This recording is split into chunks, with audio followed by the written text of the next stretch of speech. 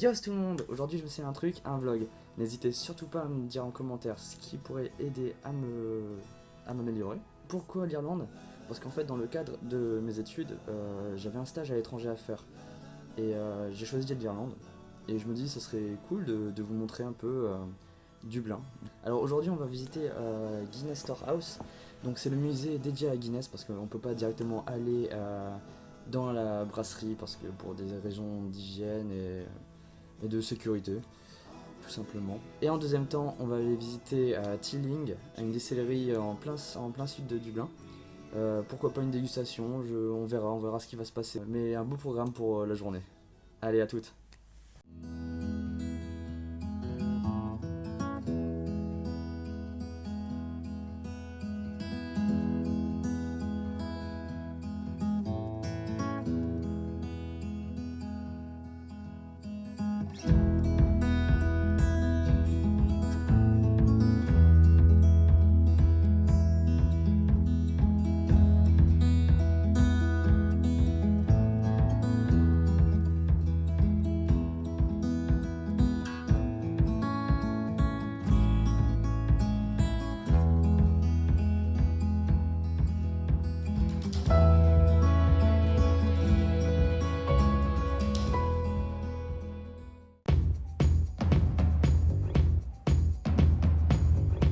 Que diriez-vous d'une Guinness?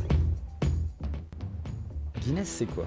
Tout d'abord, comme n'importe quelle bière, il faut de l'orge, du houblon, de l'eau et bien évidemment de la levure. Ces éléments sont essentiels pour la création de n'importe quelle bière. L'essence de Guinness est tout autour de vous. Il y a la bière et il y a Guinness. Cette orge, on va la laisser germer. Ce qui va nous donner par la suite le malt.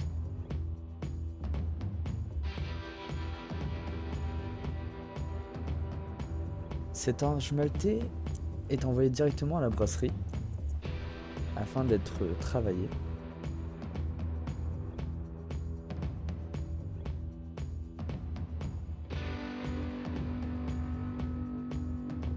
La brasserie de Guinness reçoit à peu près 100 000 tonnes par an d'orge maltée.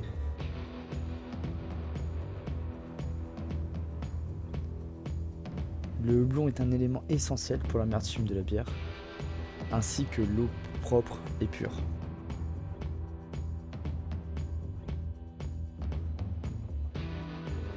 Arthur Guinness, né en 1725, brasseur de métier, fonda cette brasserie en 1759, et cet homme apprécié de tout Dublin créa la célèbre Guinness.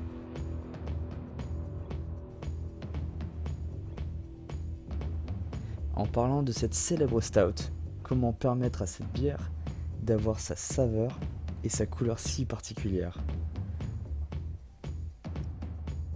Tout simplement en torréfiant l'orge maltée à 232 degrés.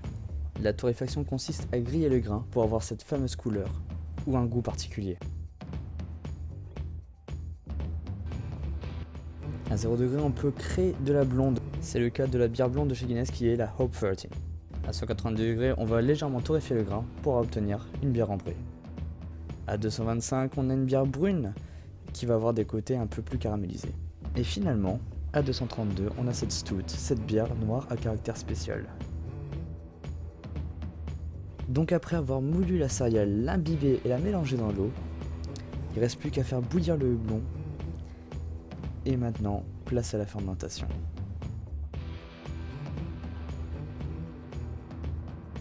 Ce processus consiste à ajouter la levure dans le mélange. La levure va permettre de transformer les sucres en alcool.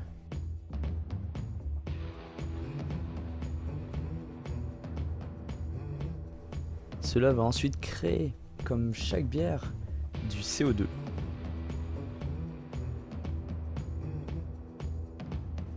Ensuite, les levures qu'on aura ajoutées donnera ce goût et ces aromas différents et uniques à cette Guinness. Il y a à peu près 30 millions de bulles dans chaque pinte. Bien sûr, c'est approximatif. On ne s'est pas amusé à les compter.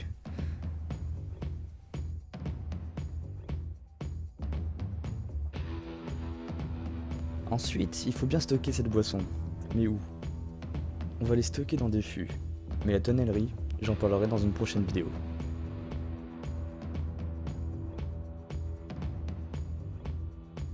Guinness, ce n'est pas qu'une bière, mais c'est aussi une marque qui sait vendre et soigner son image.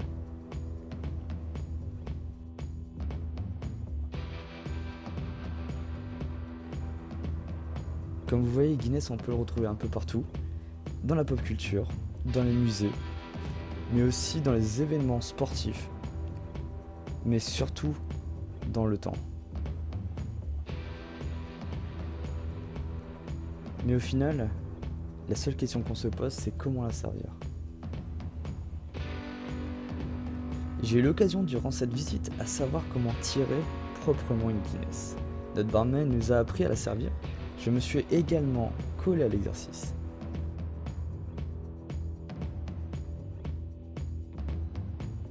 Pour la servir, il faut donc incliner et coller son verre à 45 degrés sur la buse, remplir jusqu'à la marque sur le verre,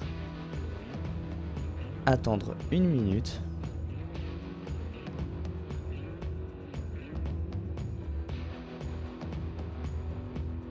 et enfin la mettre à niveau. Et maintenant vous savez tirer une Guinness. Finalement, une chose que j'ai trouvé aussi très impressionnante dans ce musée, c'est cette vue panoramique sur tout Dublin. Tout ça en dégustant une bonne stout. Et ça, c'est génial.